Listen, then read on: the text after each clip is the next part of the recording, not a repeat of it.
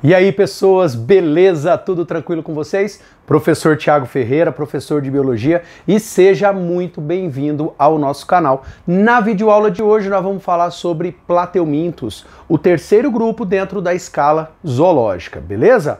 Uma boa aula!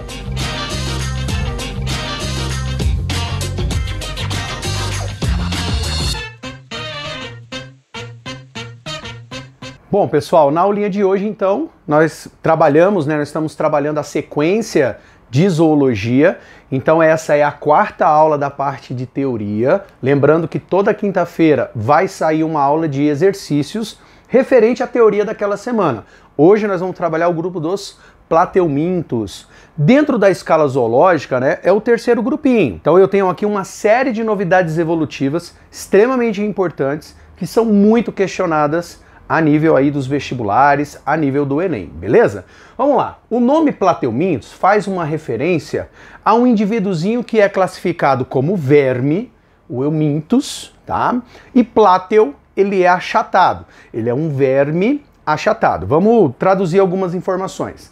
Para ele ser verme, eu tenho uma nomenclatura popular, onde ele é invertebrado, ele possui o corpo mole e alongado. Tá? Essa é a denominação.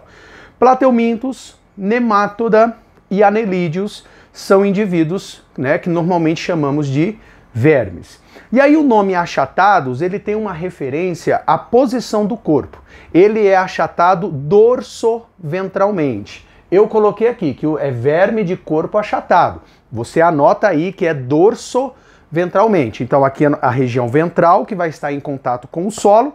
E a região oposta ao solo, que é essa região, é o dorso desse indivíduo. Tranquilos? Quais são os principais representantes desse grupinho? Eu tenho a planária, as tênias e o esquistossoma. São os três principais que tem que vir à mente quando você fala de plateumintos. A planária é o indivíduo que nós vamos utilizar aqui como padrão das características gerais desse grupo.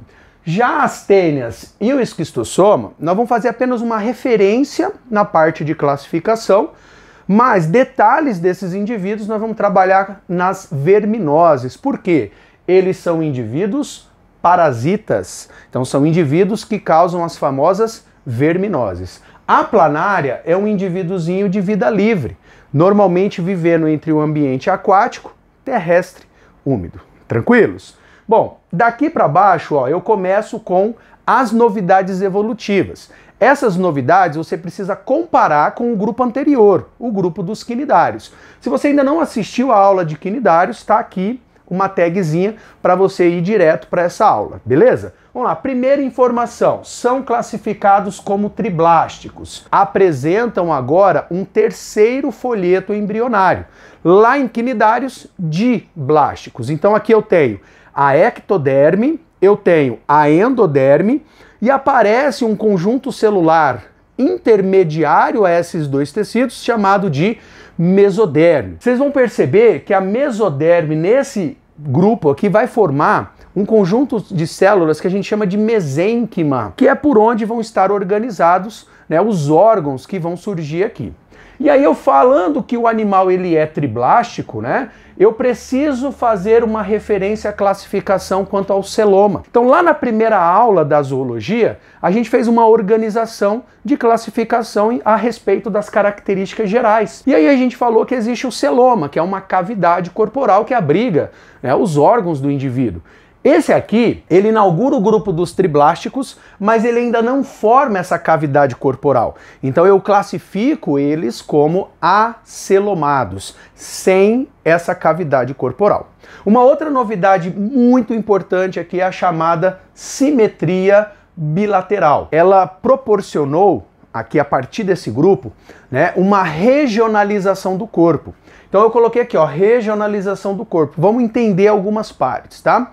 Então a simetria bilateral eu consegui destacar naquele indivíduo uma região que eu chamo de anterior, que é onde vão estar concentradas as células nervosas. A simetria bilateral fez surgir um termo chamado de cefalização, que eu vou comentar um pouquinho melhor quando for falar aqui do sistema nervoso, tá? Então as células nervosas vão se concentrar na região anterior, que será a região da cabeça. Ao longo do corpo, na porção oposta, né, à cabeça, vai ter a região posterior. A gente também consegue destacar o lado direito, o lado esquerdo e a parte de nome, né, de classificação deles, que é verme achatados dorsoventralmente. Então eu vou ter a região dorsal, oposta ao solo, e a região ventral em contato com o solo. Beleza? Então simetria bilateral extremamente importante para a classificação desse grupo. E aí, falando do processo de cefalização, aqui não surge um sistema nervoso. A gente já tinha nos quinidários, né, uma rede nervosa difusa. Aqui as células vão se organizar de uma maneira aonde na região da cabeça eu vou formar dois gânglios cerebrais, dois gânglios nervosos. Esses gânglios que vão formar a cefalização. Então, a partir desses gânglios, eu coloquei aqui a figurinha, ó, coloquei aqui os gânglios, eu vou ter dois cordões nervosos partindo da região da cabeça e percorrendo ali toda a extensão do corpo desse indivíduo. E eles interligados, né, por conjunto de sensores. Então, é bastante interessante destacar que o sistema nervoso, então, passa a ser chamado de ganglionar. E com ele eu venho com um conjunto de estruturas sensoriais. Na cefalização, o conjunto de células na região da cabeça fez com que a cabeça se tornasse um órgão, né, extremamente adaptado a sensores em relação ao ambiente. E dois sensores são extremamente importantes que aparecem aqui. Primeiro, são essas estruturinhas, ó, que a gente costuma ver externamente como olhos, né? Mas não são olhos. Essas estruturinhas são chamadas de ocelos, que são estruturas fotorreceptoras. Ela tem uma sensibilidade à luminosidade, ela não possui a capacidade de formar imagens, mas sim perceber claro e escuro. E na região aqui, ó, das laterais do corpo, nessas dobrinhas, existe a aurícula, que já vai ser uma estrutura quimiorreceptora, que vai auxiliar muito esse indivíduo no processo de localização do alimento no solo, beleza? Então, bastante importante o sistema nervoso.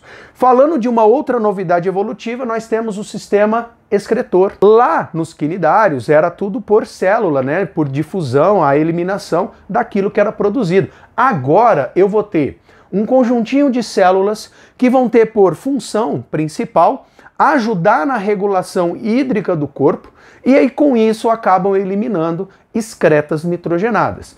Como esse indivíduo ele tem uma dependência do ambiente aquático, né, ele acaba excretando amônia. O nome do sistema excretor aqui é por protonefrídeos. E aí tem que vir na sua cabeça o nome da célula chamada de células flama.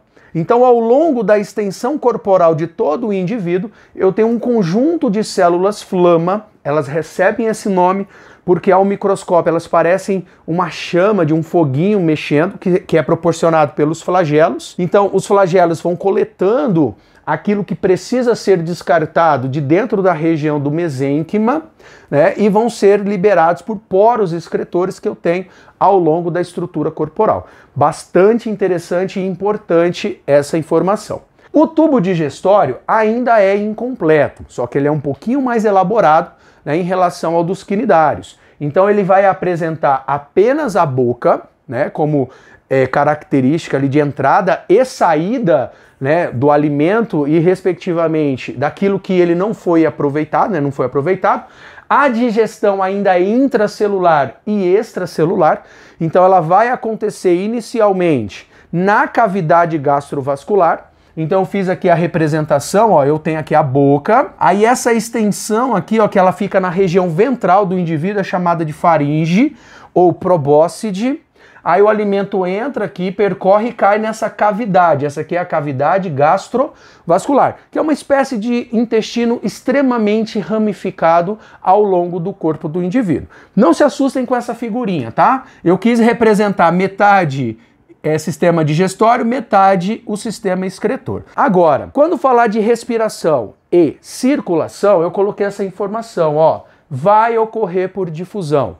Em outras palavras, não existe um sistema específico para cumprir essa função, existe apenas a função sendo exercida célula a célula. Então eu não tenho ainda uma novidade evolutiva em relação a isso aqui. Na figurinha de cima eu coloquei a representação da parte de sistema nervoso, né, de uma planária. Na figurinha de baixo, igual eu comentei, a parte de digestão e excreção. E aqui nessa parte um pouquinho inferior, um pouquinho a respeito da reprodução. Lembrando que essas informações que estão aqui é quanto ao indivíduo padrão dentro dos plateumintos, que é a planária. Detalhes da reprodução da tênia e do esquistossomo nós vamos falar onde? Na aula de verminoses. Então, eu tenho aqui um indivíduo que ele vai ter uma estratégia de reprodução assexuada, vai envolver a regeneração. Então, quando ele tiver perdas de partes, né, vai ocorrer a laceração, as extremidades, os pedaços que vão se originar podem vir a dar origem a um novo indivíduo, tá? Ou de forma acidental, regenerando as partes que foram rompidas, ou por estratégia de lacerar o próprio corpo. Mas eu também tenho a estratégia, né, de reprodução sexuada envolvendo variabilidade genética. Aqui, sem variabilidade genética. E aí, eles são hermafroditas. As planárias, elas são monóicas. Na estrutura corporal delas, eu vou encontrar a parte masculina e a parte feminina. Mas elas não fazem a autofecundação. Elas são hermafroditas, mas elas dependem da fecundação cruzada. Né, vai ter uma troca mútua de esperma entre os indivíduos envolvidos e a fecundação acaba acontecendo internamente. E uma coisa interessante é que a planária ela não tem a formação de estágio larval. Então o desenvolvimento é direto. Tranquilos? Então eu vou dar uma leve ajeitadinha aqui no quadro e aí eu venho com um resuminho de classificação de plateumintos.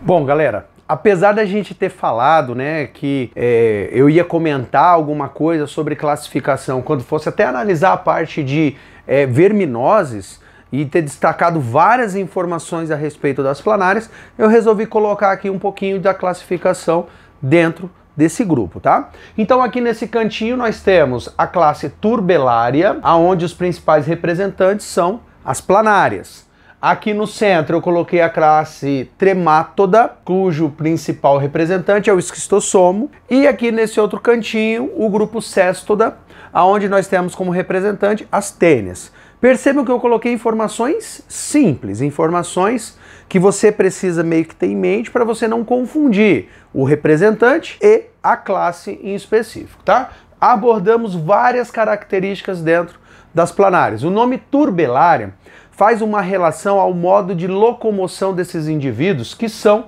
de maioria aquáticos. Então eles são de vida livre, a gente já tinha destacado essa informação lá atrás, na primeira parte. São aquáticos na sua grande maioria, eu ainda encontro vivendo em ambiente terrestre úmido. São indivíduos hermafroditas, são indivíduos monóicos, vale ressaltar isso mais uma vez.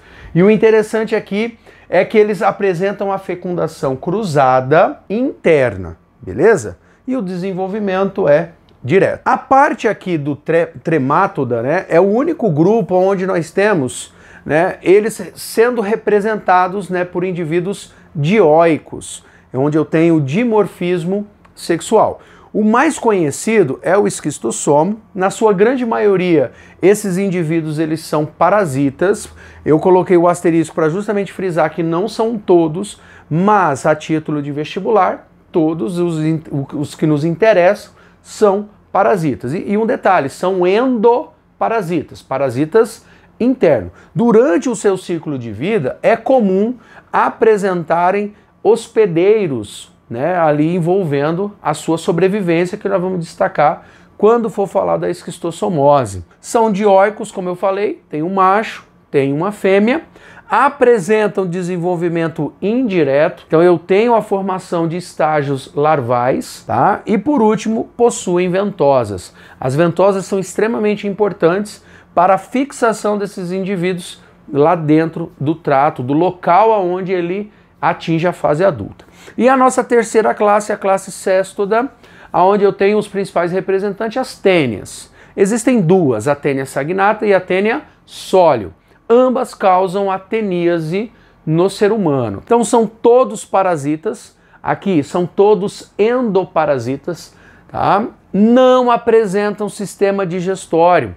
O sistema digestório aqui é ausente. Os indivíduos, eles vivem lá no trato intestinal, né, absorvendo os nutrientes que o hospedeiro está ingerindo após o processo de digestão. Então eles aproveitam dos nutrientes do hospedeiro. Também são monóicos, assim como as planárias, mas vai ter uma diferença em relação à forma de fecundação. Aqui eu tenho indivíduos que fazem a autofecundação. Eles fazem a autofecundação, certo? Então vocês vão ter partes do corpo chamadas proglótides ou proglotes, que vão se tornar grávidas, vai ocorrer a fecundação lá dentro, e aí eu tenho o desprendimento e a formação dos ovinhos no interior dessas estruturas, tá? E aí, analisando o ciclo de vida, eles também vão apresentar hospedeiros para completar o seu ciclo, e o desenvolvimento, ele é indireto. Aguarda um pouquinho que tem um recadinho para vocês. Bom, galera, o que eu tinha para falar para vocês hoje de plateumintos, características gerais, era isso aqui. Então eu te convido, né, se você ficou até o final, a se inscrever no canal, a dar aquele like. Se você puder compartilhar nos seus grupos, né, com seus amigos, vai ajudar muito o desenvolvimento desse canalzinho, né, que está começando a crescer um pouquinho, graças a Deus, pela ajuda de vocês. Se você quiser me seguir nas redes sociais, é só aqui acompanhar meus endereços. Lá eu também posto alguns trabalhos ligados à biologia e a gente vai ter um contato um pouco mais próximo, tá? De coração, muito obrigado pela presença, bons estudos e fui!